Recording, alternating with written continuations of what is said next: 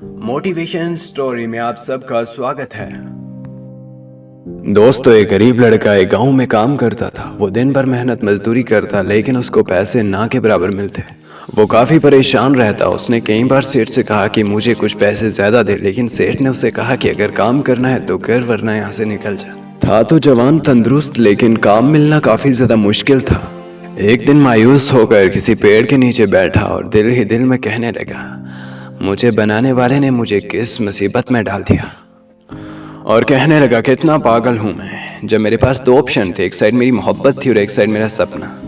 अगर मुझे सपना पूरा करना था तो मोहब्बत छोड़नी पड़ती, और अगर मोहब्बत पूरी करनी थी तो सपना छोड़ना पड़ता। लेकिन मैंने सोचा क्यों ना अपना सपना पूरा करूँ। अगर सपना पूरा हो गया तो मोहब्बत आ जाएगी। लेकिन सपना किसी तरह से पूरा ना हुआ और मोहब्बत भी किसी और की हो गई। ये कहकर उसकी आंखों में आंसू आ गए।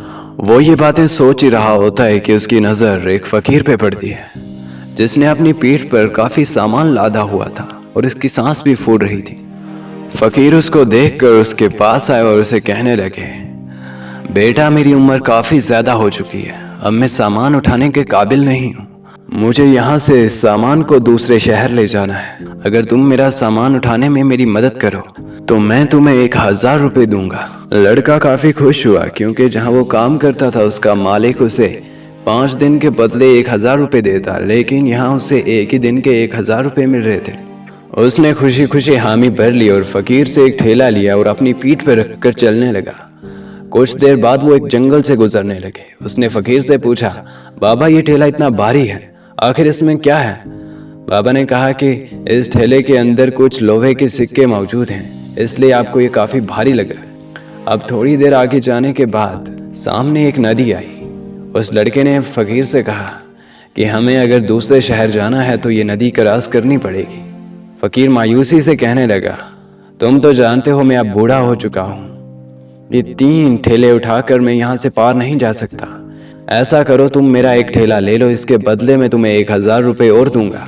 लड़के ने फकीर से कहा कि बाबा, आप मुझे शर्मिंदा कर रहे हो। अगर आप मुझे 1000 रुपये ना भी दो तब भी मैं एक ठेला ले लूंगा। अब फकीर ने उसे एक ठेला दे दिया, लेकिन ठेला फिर भी काफी भारी था। उसने फकीर से पूछा कि बाबा, इस ठेले में क्या है? बाबा ने कहा कि इस ठेले में कुछ चांदी के सिक्के हैं, इसलिए तुम्हें काफी भारी लग रहा है। चांदी के सिक्कों का नाम सुनकर ही उस लड़के को अजीब अजीब ख्याल आने लगे और उसने अपने दिल को समझाया और कहा कि मैं ही ऐसा क्यों सोच रहा हूँ, मुझे तो बस इस सामान को दूसरे शहर पहुंचाना है। और ये कहकर वो चल पड़ा। वो चलते चलते काफी दूर पहुंचे। सामने एक बहुत ऊंची पहाड़ी मौजूद थी। अब उस ऊंची पहाड़ी को देखकर फकीर कहने लगा, बेटा, तुम तो जानते हो मैं बूढ़ा हो चुका हूँ। ये एक ठेला उठाकर मैं इस पहाड़ी पर नहीं चढ़ सकता। अगर तुम मेरा ये आखिरी ठेला भी ले लो तो मैं इसके बदले तुम्हें 2000 रुपये दूंगा। लड़के ने उस फकीर इंसान से कहा कि आप परेशान मत हो, आप ये आखिरी ठेला भी मुझे दे दें। अब लड़के ने आखिरी ठेला देखकर फकीर इंसान से पूछा, अरे ये तो काफी ज्यादा भारी है, आखिर इसमें क्या है? बूढ़ा शख्स कहने लगा, इसमें सोने के सिक्के मौजूद हैं। ये बात सुनते ही लड़के के मन में अजीबोगरीब ख्याल आने लगे। इस फकीर से दिखने वाले इंसान ने शायद अपनी जमीन जायदाद बेचकर ये सारा माल इकट्ठा किया है, या तो फिर ये कोई चोर है और चोरी करके दूसरे शहर भाग रहा है। और फिर दिल ही दिल में सोचने लगा, अगर इसका सारा माल मुझे मिल जाए तो मैं कितना अमीर इंसान बन जाऊंगा। मेरे पास किसी भी चीज़ की कमी नहीं होगी। मैं अपनी एक दुकान भी खोल सकता हूँ, वो भी अपने सेठ से बड़ी। बस अब वो यही सोच रहा होता है, आखिर अगर मैं सामान लेकर भाग भी गया तो ये बूढ़ा शख्स कौन सा मुझे पकड़ पाएगा। और उसके मन में एक और ख्याल आया कि वो पहाड़ी के ऊपर चढ़ते ही ढलान वाली साइड से जल्दी जल्दी तेजी से भाग जाएगा। फकीर शख्स उसको देख भी नहीं सकेगा और पकड़ भी नहीं सकेगा। अब वो फकीर इंसान से काफी आगे आगे तेजी से चलने लगा और ऊंचाई पे पहुंचने के बाद तेजी से फकीर के आगे भागने लगा। अब जो उसे कुछ देर पहले सामान काफी भारी लग रहा था, अब वो उसे ना के बराबर महसूस हो रहा था। अब वो फकीर की नजरों से बचता बचता वापस अपने घर पहुंचा। घर पहुंचने के बाद जब उसने पहले ठेले को खोला तो उसने देखा कि उस ठेले में लोहे की जंग लगी हुई राडें मौजूद हैं। अब वो काफी ज्यादा हैरान हुआ। अब उसको गुस्सा आया और उसने बारी बारी से सभी ठेले खोले, लेकिन उसको लोहे की राड़ों के अलावा कुछ भी हासिल ना हुआ।